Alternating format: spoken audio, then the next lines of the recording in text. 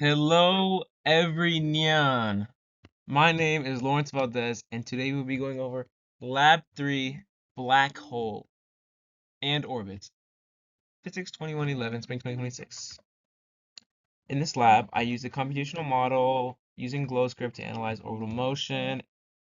We all did the same lab. In part one, I used the motion of a star opening a black hole to estimate the mass of the black hole and using Newton's laws and gravitational force. In part two, I created a simulation where a spaceship moves under the gravitational influence of both a planet and a black hole, and I adjusted the spaceship's initial velocity to create a stable orbit without crashing. Next, system setup part one. The star mass is pretty darn heavy, guys. It's 2.0 times 10 to the 30 kilograms. Black hole was set at the origin.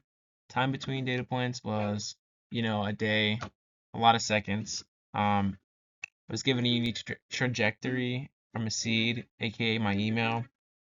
This generated a position data for a star orbiting a black hole located at the origin. Each student's orbit is unique because it is generated from an email seed in the program. We all have the same lab, guys. The mass of the star was given as 2.0 times. Yep.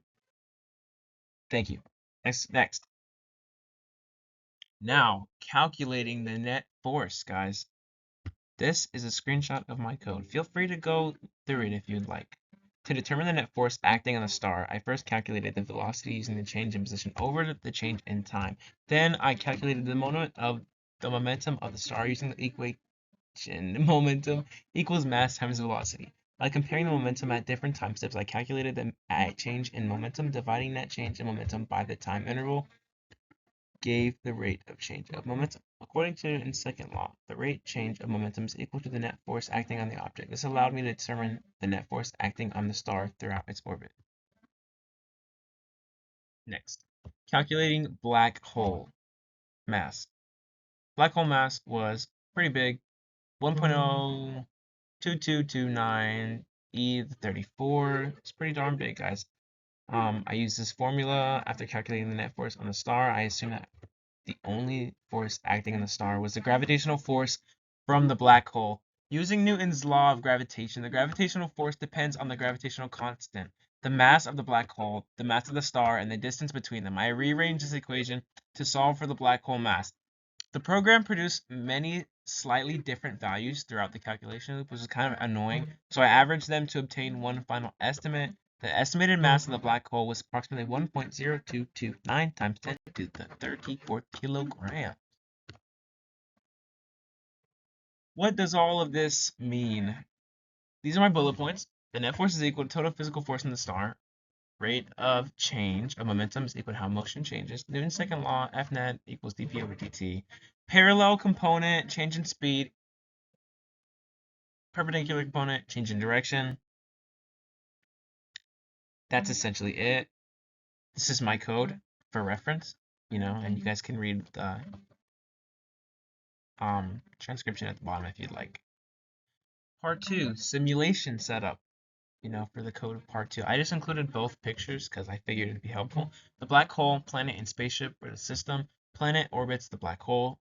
Spaceship launched from near planet. Forces calculated using gravity. So in part 2 of the lab, I created a simulation that included a black hole, a planet, and a spaceship. The planet orbits the black hole, and the spaceship starts near the planet.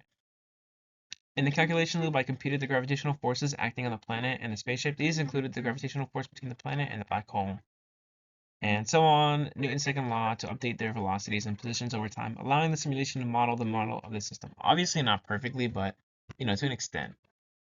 Spaceship orbit results. This is just the picture of the orbit. The results speak for themselves. V of x is minus 2.05 e to the 7. V of y is 6.0 times e to the 6, or 10 to the 6, however you like to say, meters per second. No crash occurred, and it produced a complex trajectory. With this velocity, the spaceship's motion was influenced by both the planet and the black hole, creating a complex trajectory without crashing any other object. So, yeah. Now, what if? Final question, guys. Include all gravitational interactions. We didn't do that. Black hole, star, planet, spaceship. Dominant interaction is the black hole of gravity. It's kind of hard to do that perfectly. So if we wanted to model the entire system more accurately, we would need to include all gravitational interactions, not just the controlled ones. between every object in the system. This would include the black hole, the star, the planet, and the spaceship. Each object would exert gravitational forces on the others, and the motion of the system would depend on the combined effects of all these interactions. In most cases, the strongest interactions would come from the most massive or closest objects. So the black hole would likely dominate much of the motion, but the smaller bodies would still contribute to the overall dynamics in some way, shape, or form. The